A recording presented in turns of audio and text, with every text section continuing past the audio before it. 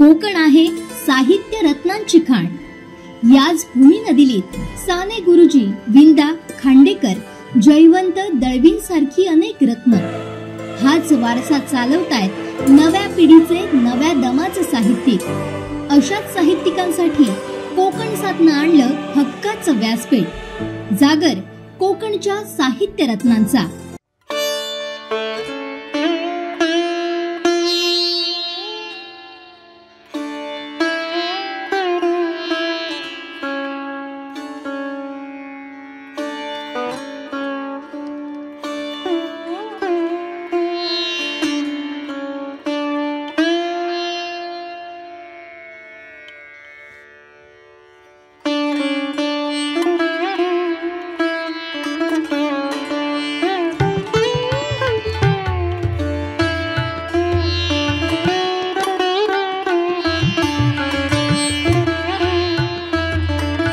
नमस्कार। कोकणचं प्रथम दैनिक कोकण 7 आणि कोकणचं नंबर 1 महाचॅनल कोकण 7 लाईव्ह या दोघांच्या संयुक्त विद्यमाने आपण कोकणातील जी खरी साहित्य रत्न आहेत ती शोधत चाललेलो आहोत। साहित्य रत्नांपर्यंत पोहोचतोय आणि हाच विषय घेऊन आपण जागर कोकणच्या साहित्य रत्नांचा हा विशेष कार्यक्रम आमच्या दर्शकांसाठी अगदी दोन्ही प्लॅटफॉर्मच्या माध्यमातून या ठिकाणी भेटीला आणलेला आहे। आणि आत्तापर्यंत आपण जवळपास जी कोकणातील 15 साहित्य रत्न आहेत त्यांना भेटलेलो आहे। आज आपण या 16व्या रत्नाकडे थेट पोहोचलेलो आहोत।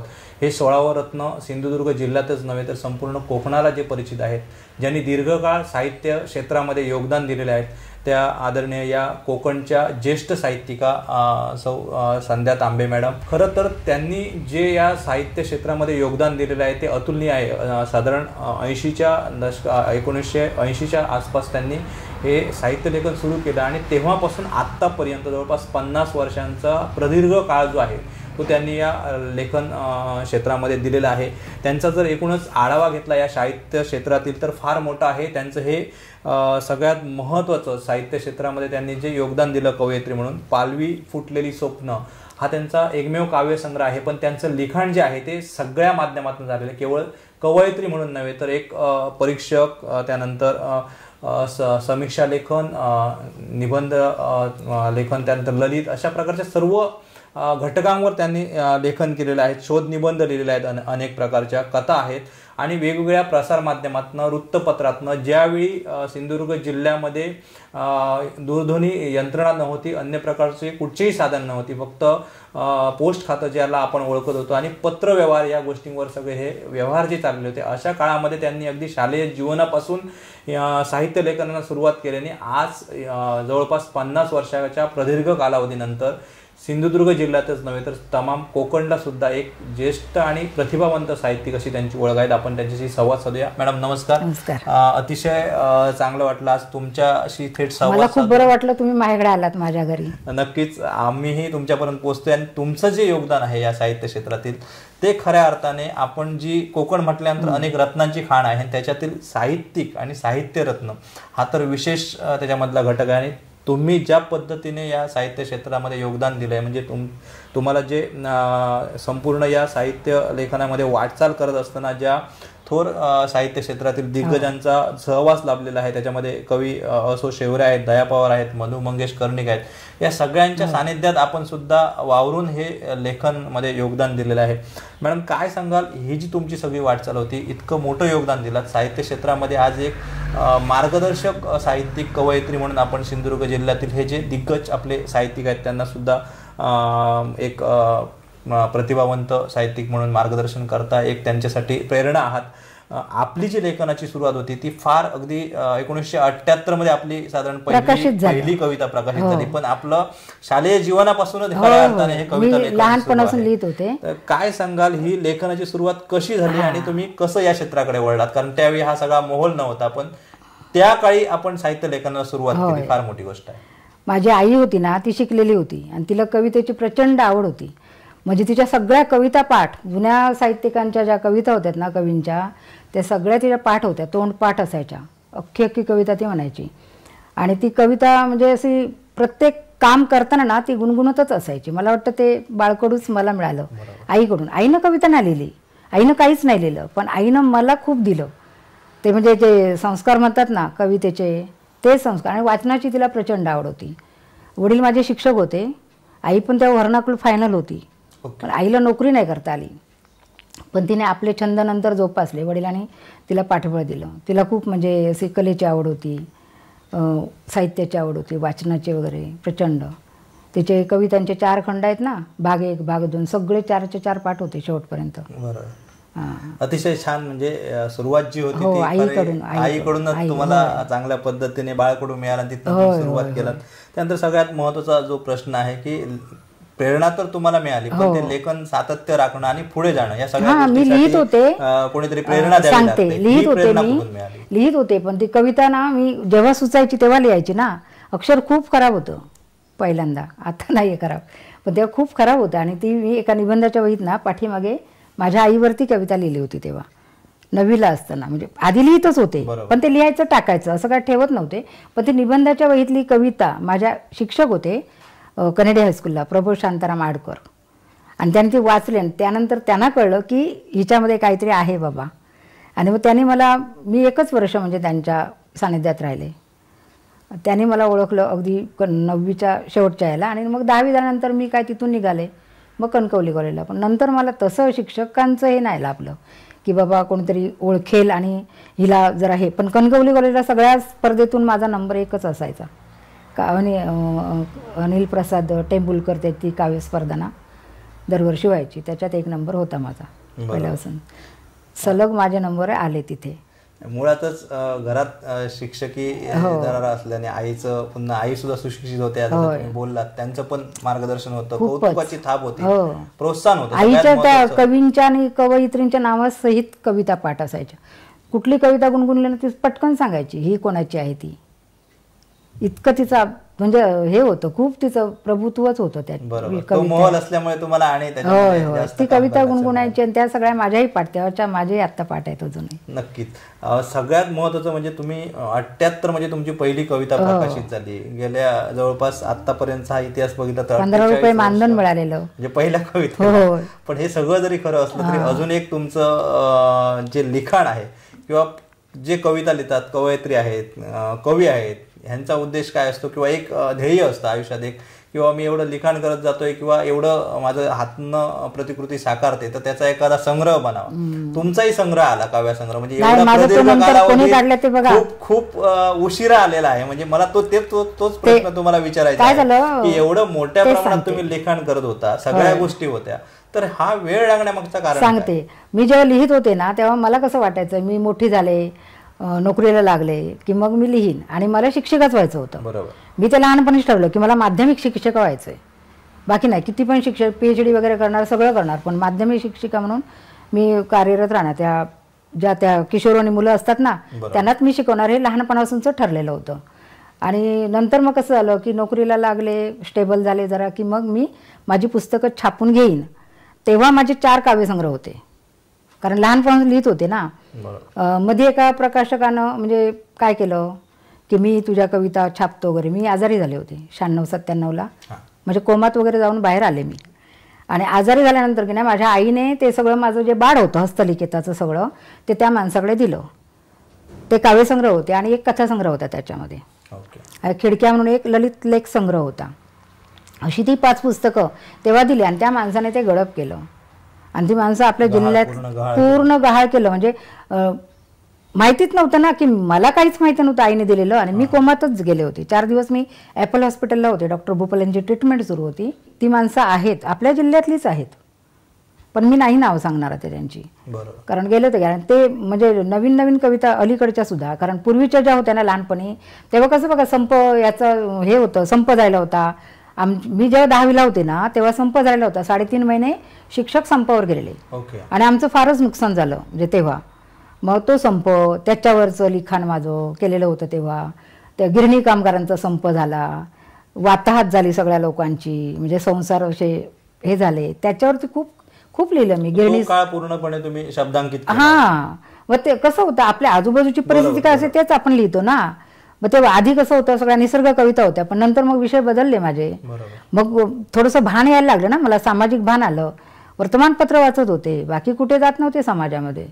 पण आजूबाजूला मुलं होती, मुली होत्या की ज्यांचे म्हणजे खाण्याची सुद्धा मोताद होती. अशी परिस्थिती मग कशामुळे झाली बाबा, तर गिरणी बंद झाल्या. आणि मग तेव्हा कधी एकदा भोंगा कानात पडेल अशी ती उत्सुकता होती ना, तो छाप होता त्या कवितेवर. नंतर मोठी झाल्यानंतर मग त्या कविता बदलल्या, मग आशय बदलले, वाचन वाढलं वगैरे असं झालं ते. त्यामुळे कवितेचे प्रवाह असे. आणि मी पहिल्यांदा म्हणजे मला जास्त कविता आवडायच्या ना, त्या इंदिरा संतांच्या आवडायच्या, बहिणाबाईच्या आवडायच्या.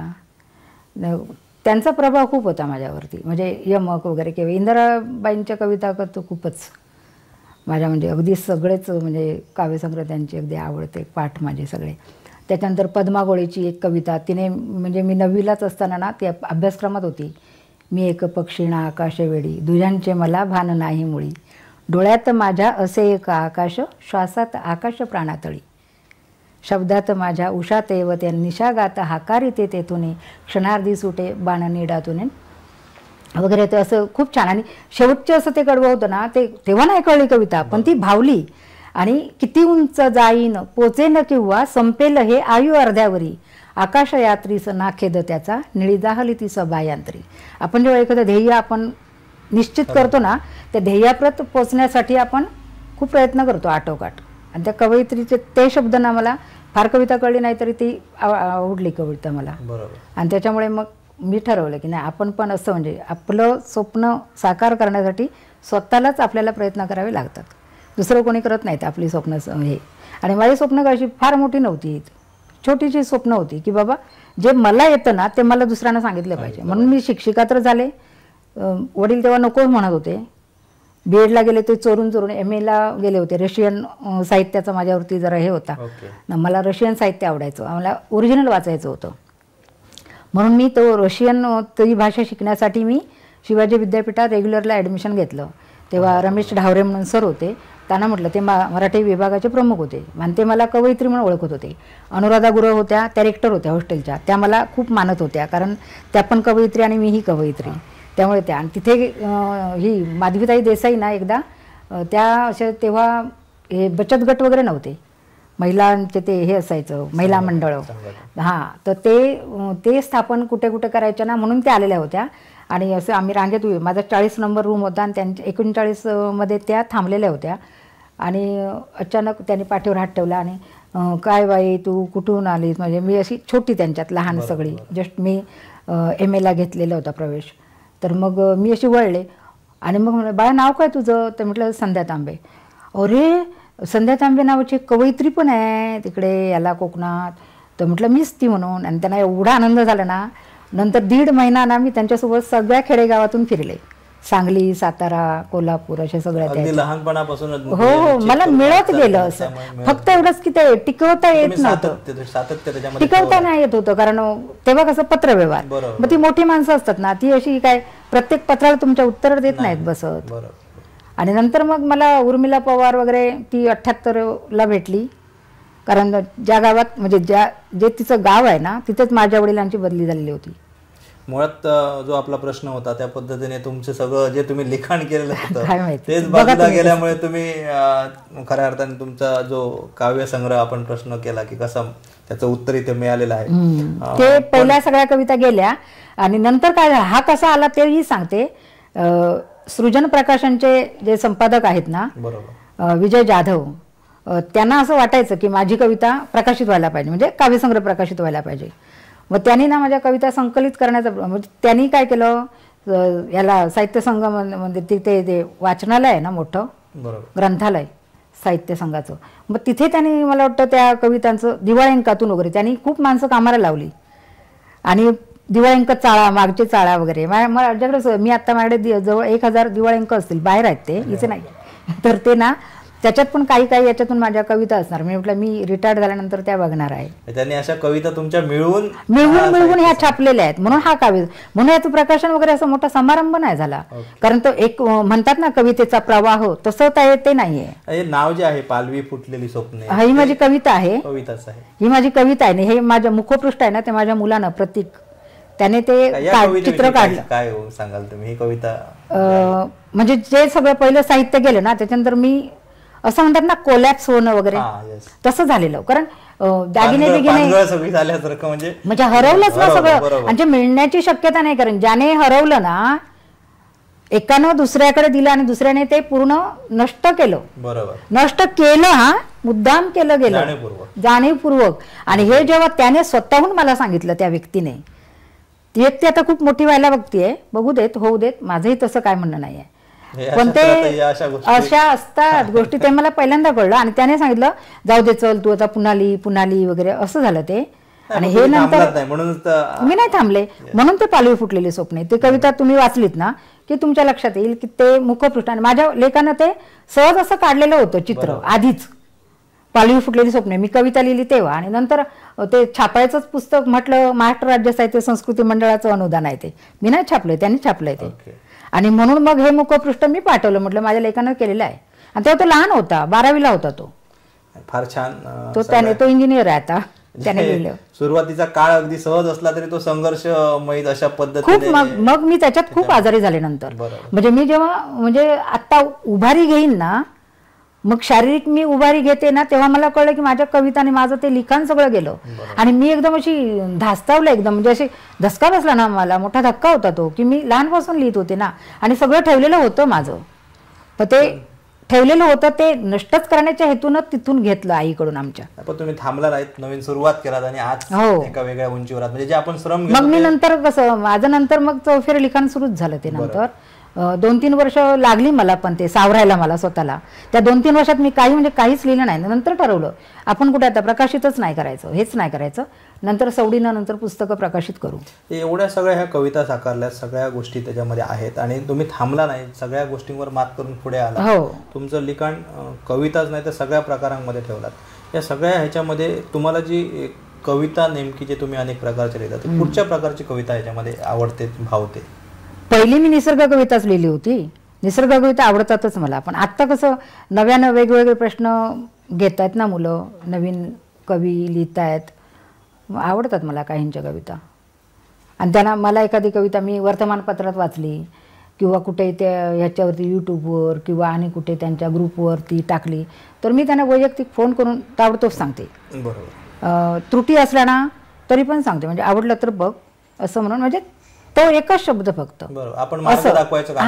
तो एकच शब्द, बघ तुला जमलं तर, म्हणजे याच्याऐवजी हा. आणि कोणी असं हे केलं नाही, नाकारलं नाही, पण असं आहे. आता मोठे मोठे साहित्यिक पण म्हणजे संपर्कात आहेत तसे, जवी पवार वगैरे, म्हणजे बहीण म्हणतात, ताई म्हणतात वगैरे असं. नक्कीच तोच होय ओरिजिनल साहित्यिकाचा. कारण त्यांची कविता पण मी खूप वर्ष शिकवली आहे ना. आणि माझं ते आता मगाशी दाखवलं ना गोनी दांडेकरांची ते मखामले म्हणून ॲडव्होकेट आहेत, 75 उलटली आहे त्यांची, तर त्या माझ्या कविता त्यांच्या पाठ आहेत. म्हणजे ते माझ्याच कविता मला म्हणून दाखवतात, पूर्वीच्या कविता. बरोबर. आपण कवितेविषयी बोलतोय, इतक्या सगळ्या कविता पुढे चाललेल्या आहेत. मराठी विद्रोही परंपरेविषयी आपण काय सांगाल, काय मत आहे आपलं? कसं असतं, मी तसं फार त्याचं नाही लिखाण झालं माझ्याकडून. म्हणजे एकदम असं जळफळाटच करायचं ना असं मला जमत नाही, माझा तो स्वभाव नाही आहे. बरोबर. वस्तुस्थितीला माझा मवाळ स्वभाव आहे, आक्रमक नाही आहे मी. पण जर अन्याय अत्याचार काय असेल ना तर मात्र मी लिखाण करते. पण तुम्हाला मी दाखवते यातली कविता सुद्धा. म्हणजे जेव्हा आपल्याला असं दडपलं जातं ना, मी प्रातिनिधिक कविता लिहिते, ही काय मी माझीच असं नाही आहे ती ना, तर प्रातिनिधिक कविता आहे. मग जेव्हा दडपलं जातं मग ते मी मांडलंय माझ्या शब्दातून. मी तुम्हाला त्या कविता दाखवते, मग तुम्हाला कळेल की म्हणजे ती विद्रोही आहे की कशी आहे, ते तुम्ही ठरवा. म्हणजे स्पेशली विद्रोही असं नाही आहे माझ्याकडे, म्हणजे एकदम असं भडकाच उडाला असं होत नाही. पण माझ्या शब्दातून ते येत आहे, ते समजेल कदाचित तुम्हाला. म्हणजे होय होय होय, एक दाखवतेच तुम्हाला. 1-4 ओळी, ही नाही उर्मिला पवारला आवडलेल्या ओळी. आता भीती वाटेनाशी झाली वादळाची, भूकंप ज्वालामुखी, अनुभवाने क्षेपणास्त्रांची. आता मीच एखाद्या वटवृक्षासारखी रोवून बसले सर्व पारंब्या, इथल्या जमिनीत अगदी खोलवर आज मी समर्थ आहे आघात झेलायला आणि पेलायला सुद्धा. अशी माझी एक कविता आहे. आणि ही कविता याला लागली होती, अभ्यासक्रमामध्ये पण होती ती मुंबईला MA पुणे आणि तिच्या जगण्याच्या वेणा म्हणून त्याच्यामधून ते हे केलेलं होतं. प्रातिनिधिक काव्यसंग्रह होता 4-5 जणींचा, त्याच्यामध्ये तो काव्यसंग्रह याला लागलेला आहे, तिच्या जगण्याच्या वेणा म्हणून. त्याच्यानंतर हा बोला तुम्ही विचारा, मी ज्येष्ठ सांगते. कवी आसो शेवरे, दया पवार, मधु मंगेश कर्णे, जसं आपण मगाशी हो, नारायण सुर्वे, त्यांच्यासोबत ना माझे कार्यक्रम खूप झाले. मानस कन्या सुद्धा जे आपले शेवरे सर आहेत त्यांनी तुम्हाला मानलेला होता. काय कसं हे तेव्हा कसं माहिती आहे, एकतर म्हणजे इकडे कोण लिहितच नव्हतं. बरोबर. तर एकुलता तोची लाडका, एकुलती तोची असं म्हणतात ना, तसं माझं झालेलं होतं. कारण लिखाण कोणी करत नव्हतं असं. आणि मी कसं आहे म्हणजे तशी म्हणजे एखादा विषय समोर आला ना तर पटकन बोलते मी. असं हे नाही, असं नाही, भीती नाही वाटत मला की मी लगेच होते मी. हो, बोलताना पण मग त्यांना ते आवडायचं फार. म्हणजे एखाद्या विषयावर बोलायची मी. ते हिचं जेव्हा पुस्तक प्रकार मल्लिका अमर शेखचं मला उद्ध्वस्त व्हायचंय तेव्हा म्हटलं अशी काय ती, म्हणजे असं कसं लिहिलं, म्हणजे असं व्यक्त होणं म्हणतात ना, अशी मी पटकन तेव्हा झालेले होते. किंवा रसिदी तिकट ते वाचल्यानंतर पण म्हटलं अशी कशी मल्लिका अमर शेख वगैरे असं बोल. त्यांच्याशी संवाद व्हायचा ना. जायची मी तेव्हा खारे पाटील नव्हते ते, आणि मी जायची. 5 दिवसाचा नाही कार्यक्रम झाला. मामा वरेरकर जन्मशताब्दी सोहळा ना चिपळूणला झाला होता आणि महाराष्ट्रातल्या काही साहित्यिकांना निमंत्रित केलेलं होतं. मग कवयित्री म्हणून की नाही इकडच्या भागातून मी एकटी होते. आबा शेवरे होते तेव्हा, आसो शेवरे होते, महेश केळुसकर होता, तो सांगेल तुम्हाला विचारलं तरी. महेश केळुसकर होता, नंतर आपला मधुसूदन नानवडेकर होता. एवढीच होतो आम्ही. आणि तिथे ना 5 दिवसाच्या त्या ह्याच्यामध्ये नाही खूप साहित्यिक, खूप सगळे महाराष्ट्रातले साहित्यिक आलेले होते. तिथे बऱ्याच साहित्यिकांची ओळख झाली. म्हणजे मला तेव्हा माहीत नव्हतं ते साहित्यिक. तेव्हा नारायण सुर्वे तिथे भेटले मला, ते 82-83 मध्ये. अनेक साहित्यिकांचा तुम्ही सहवास सांगताय, सगळ्या गोष्टी सांगताय. त्यांच्यासोबत कार्यक्रम झालेले आहेत आमचे. ज्येष्ठ लेखक प्रसिद्ध नेरुरकर यांना तुमच्या लेखनाविषयी ते मला ना दर आठवड्याला एक पत्र लिहायचे. आणि मॉरिशसला ना जेव्हा एक साहित्य आपल्याकडून गेले होते साहित्यिक बरेच, पहिलं ते हे झालं साहित्य संमेलन, तेव्हा मला माझं नाव सुचवलं होतं. बरोबर. ते मॉरिशसला जाण्यासाठी. पण मॉरिशसला म्हणजे परदेशात जायचं आणि पुन्हा मग कपडे वगैरे नाहीत वगैरे, हे नाहीत वगैरे, असं म्हणजे तेव्हा मी नाही म्हणून सांगितलं होतं त्याच कारणासाठी एका. किंवा मला भाषा कुठल्या येत आहेत. बरोबर. तो काळ हां, मला भाषा नाही येत ना. मॉरिशस म्हणजे तिथे कुठली भाषा बोलत असतील, किंवा तिथे माणसं येतील ती इंग्रजी वगैरे बोलणारी असतील किंवा काय. मग मी तिथे कशी, मी लहान आहे अजून, मी तेव्हा असं 82-83 मी नाही जाऊ शकत असं वाटलं मला. आणि जर मी त्यांच्यासोबत सातत्याने संपर्क ठेवत राहिले असते ना ह्या कार्यक्रमाला, त्या मला शक्य नव्हतं. माझे वडील प्रायमरी म्हणजे टीचर होते एकतर, आणि आमचं एकत्र कुटुंब होतं आणि त्यांच्यावर वडिलांवर खूप जबाबदाऱ्या होत्या. त्यामुळे त्यांनी स्वतःच्याच मुलांसाठी असं काही नाही केलं कधी. कपडे घेतले तर बाबा माझ्या मुलीला मी कपडे, असं नाही झालं. घेताना मोठ्याच्या मोठा तागा आणि सगळ्यांसाठी सारखं. त्यामुळे मला कोणी विचारलं किती भावंड, तर 13 म्हणून सांगायची मी आधी. कारण आईनं कधी सख्ख चुलत केलं नव्हतं. तिनेच सांगितलेलं होतं की भावंड कोणी विचारलं तर किती सांगायची, मी विचारलं तर 13. मग मी तशीच सांगायची. आणि पूर्वी असायची ना 13 भावंड, 9, 10, 11 अशी असायची भावंड. तुम्ही जर तुमचा हा कवितेतील किंवा साहित्यातील जो कार्यकाळ आहे तो फार मोठा आहे. जवळपास आज 50 वर्षाचा हा कार्यकाळ होतोय. या सगळ्या कार्यकाळामध्ये एकूणच जर आपण पाहिलं तर आजच्या एकूण मराठी कवितेविषयी तुम्ही काय मत व्यक्त कराल, कशा दृष्टीने? म्हणजे कधी पूर्वीपासून की आता? पूर्वी कसं असायचं सांगा, तेव्हा जे कवी होते नावा टिळक वगैरे, तेव्हा पूर्वीचे कवी होते. मग त्यांच्या कवितातून ते कसे गेय्य असायच्या कविता. माझ्या सुद्धा पहिल्या गेय्यच होत्या सगळ्या. मी मुक्तछंदात लिहित होते. मला मुक्तछंदाची ओळख कधी झाली, 9वीला ते कोंबडा नावाची अनिलांची कविता होती, आत्मारामरावजी देशपांडे. मालाच्या धक्क्यावर पहाट झाली, धुरातून धुळेतून वाफेतून, कररशी तेलकट बासांच्या पट्ट्यांच्या पेटाऱ्यात कोंबलेल्या कोंबड्यांचा सुरू झाला कुचकुचाट. म्हणजे ती होती त्या स्वातंत्र्याच्या संदर्भातली कविता होती. म्हणजे पारतंत्र्य आणि स्वातंत्र्याच्या सीमारेषेवरती तो उभा आहे कोंबडा. कोंबडा म्हणजे त्यावेळेच्या त्या सामान्य माणसाचं ते प्रतीक होतं. आम्हाला तेव्हा काही शिकवली नाही व्यवस्थित अशी, म्हणजे नाही कळली ती कविता म्हणजे त्या पद्धतीनं. किंवा विंदांची दातापासून दाताकडे वगैरे ह्या कविता अभ्यासक्रमात होत्या, पण त्या कळत कुठे होत्या आम्हाला. अर्थबोध होतच नव्हता ना. मग एखादी कविता आवडली ना की ती आवडली, मग त्याच पद्धतीनं लिहायचं. लाडकी बाहुली होती माझी एक वगैरे अशा प्रकारच्या कविता असतात ना. किंवा रानात पडलेलं फूल, गवत हिचीच इंदिराची, गवत फुला रे गवत फुला, रंग रंगुल्या सानळ सानळ. तेव्हाची कविता मला 4थीला होती, ती अजूनही तशीच पाठ आहे तेवढीच. हा, त्या तोंडपाठ आहेत माझ्या सगळ्या, ज्या आवडल्या तेव्हा. माझी नसेल एखादी पाठ, पण त्या आहेत. आणि माझ्या वडिलांचं ना मला खूप पाठबळ, म्हणजे कार्यक्रम असले ना कुठे जवळपास वगैरे, तर मात्र वडील माझे, आई वडील माझे सतत सोबत राहिले. म्हणजे न्यायचे फोंड्याला कार्यक्रम, त्या फोंड्याला आपला नाडकर्णी, कुमार नाडकर्णी, तो ना कार्यक्रम तेव्हा हे करायचा, अरेंज करायचा तो. आणि तेव्हा ना बाबू बोरकरांचा पुतण्या वगैरे ते तिकडून यायचे, गोव्यातून काही साहित्यिक यायचे, कुठून असे यायचे, विजय कुवळेकर वगैरे, ते तेव्हा कार्यक्रमांना हजर राहायचे. असे आमचे ठिकाणी कवींची तुम्ही नावं घेताय, कोणता कवी तुम्हाला जास्त भावला या संपूर्ण तुमच्या सहवासात आले, किंवा मराठी कवितेत ज्यांनी योगदान दिलं, ज्यांच्या कविता तुम्हाला आवडतात? सांगितलं ना, पहिल्यांदा त्यांचाच प्रभाव होता माझ्यावर. इंदिरा संत वगैरे तिच्या त्या सगळ्या गेय कविता, किंवा निसर्गाच्या कविता, किंवा स्त्री प्रतिमा वगैरे तिच्यात नंतर यायला लागल्या वगैरे, ते तशा प्रकारच्या माझ्या कविता होत्या सुरुवातीच्या. नंतर मग वेगळे वेगळे साहित्यिक आले. मग मी शिक्षिका झाल्यानंतर मग मी अनेक साहित्यिक अभ्यासले ना. त्याच्यानंतर मग त्याच्यात मग खूप कविता आवडायला लागल्यात खूप जणांच्या, भारत आंबेंपासून, म्हणजे जन पळभर म्हणतील हाय वगैरे, असं म्हणजे थोडं अध्यात्म, थोडं हे असं वगैरे पगडा होताच तेव्हा. आणि दुसरी गोष्ट म्हणजे सांगणारं असं साहित्यिक असे कोणी अशी दिशा दाखवणारं नव्हतंच, की अशा प्रकारचं लिखाण कर, किंवा लिखाण केलं तर दाखवलं, असं कोणी नव्हतं. आबा शेवरे होते, पण ते खारे पटलं होते. नंतर ते मग कोरल्याला गेले आपल्या गावी. मग संपर्क तसा तुटलाच. मधल्या काळात मग माझी आजारपण होती काही, सांगितलं ना मगाशी, त्यामुळे त्या काळात मग पूर्णच संपर्क तुटलेला. आणि पत्ते बदलले, काय झालं की मग मिळत नव्हती माणसं, असंही व्हायला लागलं होतं.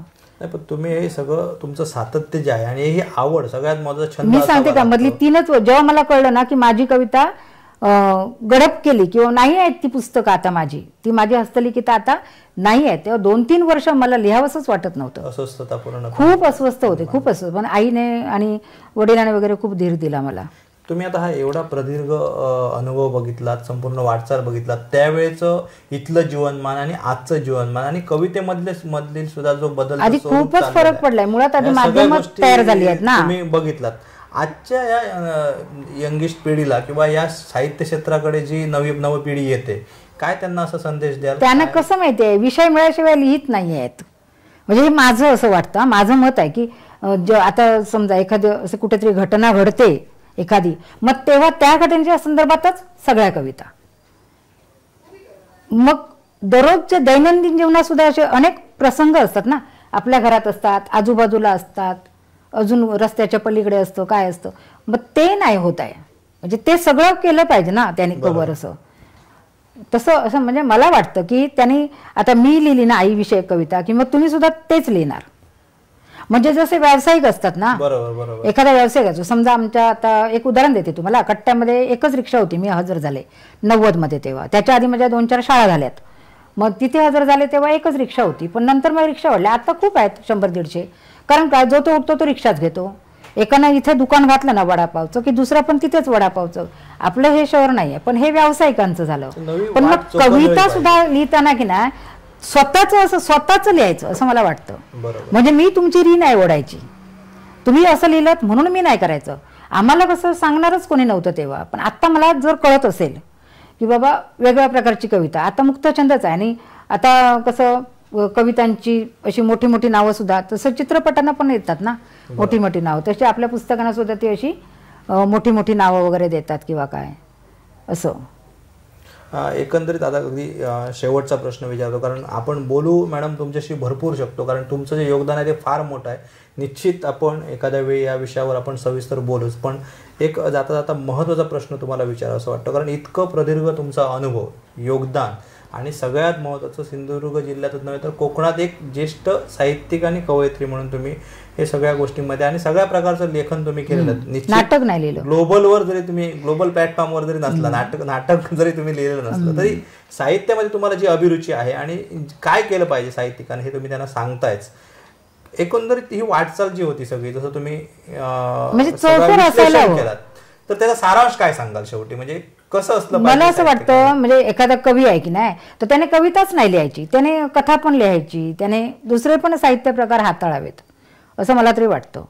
मला फार समीक्षणात्मक वगैरे असं फार नाही लिहिता येत, पण मी एखाद्या याच्यावरती, पुस्तकांवरती, मी खूप पुस्तकांवरती लिहिलंय, खूप, म्हणजे माझ्याकडे आहे ते सगळं. कालांतरानं होईल कदाचित ते प्रकाशित किंवा काय, पण एकच असं हे साचा नाही ठेवायचं असं मला वाटतं.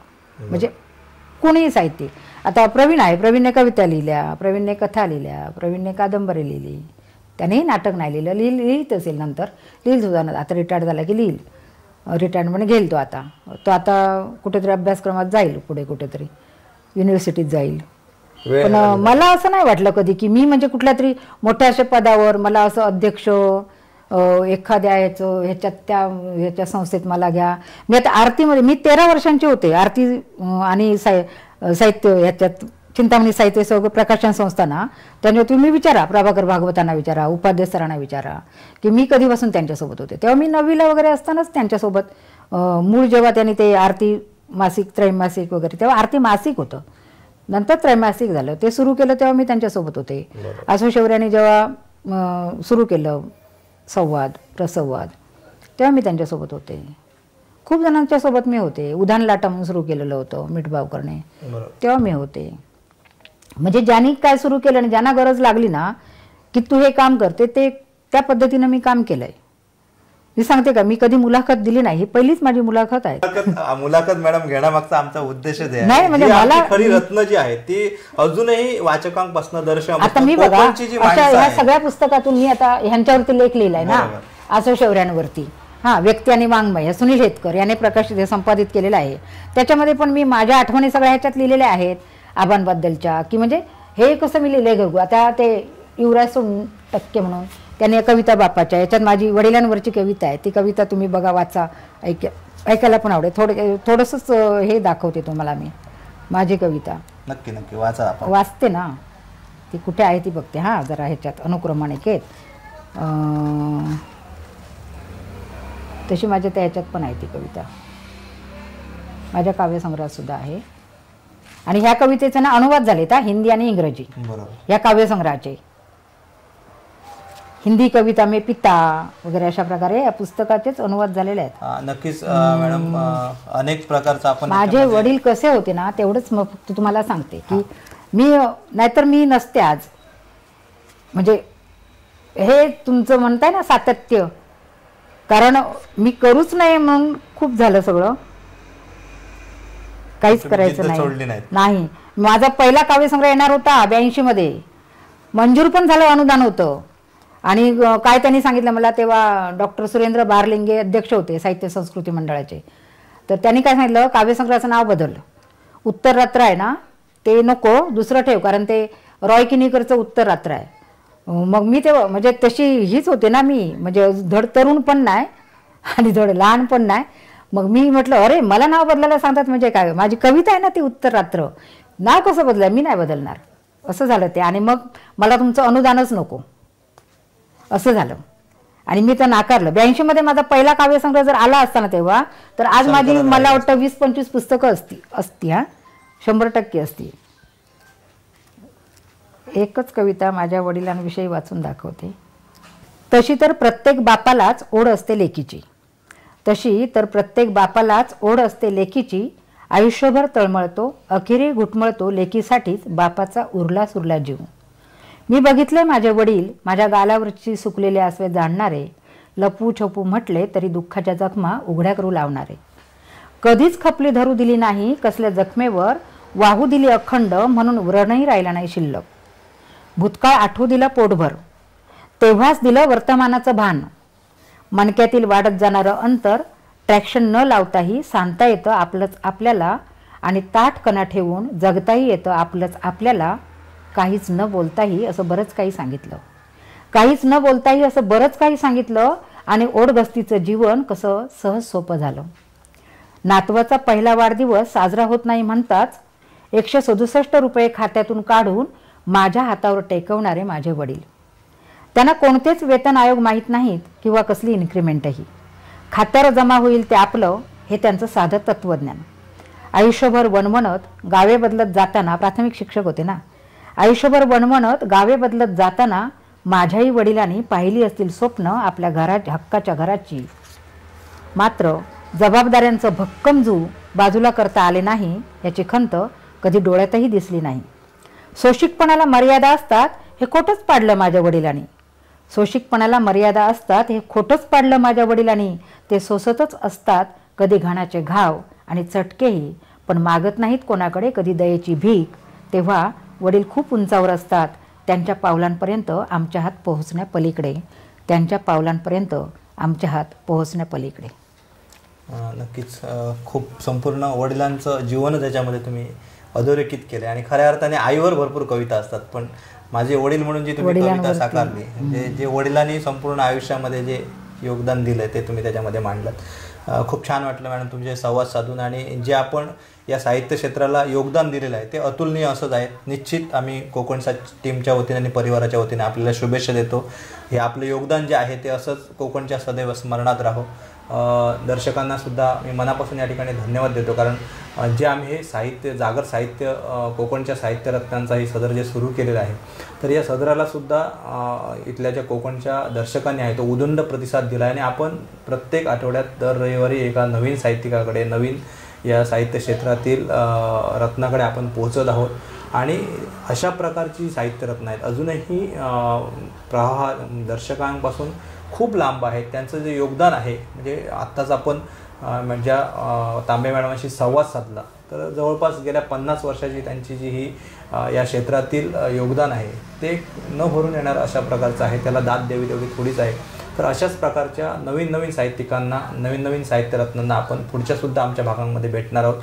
तर इथेच आपण थांबतोय. आपण पाहत राहा कोकणचं नंबर 1 महाचॅनल कोकण सतलज. धन्यवाद.